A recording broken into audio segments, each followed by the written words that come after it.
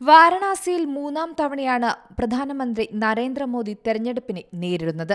2019-ൽ 100-ലേറെ സ്ഥാനാർത്ഥികളാണ് ഇവിടെ പ്രധാനമന്ത്രി മോദിക്കെതിരെ മത്സരിച്ചത്.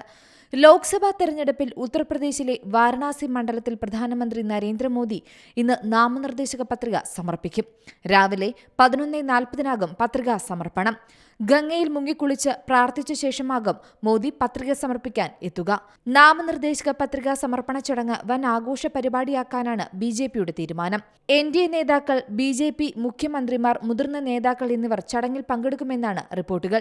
ഇത്തവണ പ്രധാനമന്ത്രി നരേന്ദ്രമോദിക്ക് ചരിത്ര ഭൂരിപക്ഷം നൽകുമെന്നാണ് ബിജെപി നേതാക്കളും പ്രവർത്തകരും പറയുന്നത്.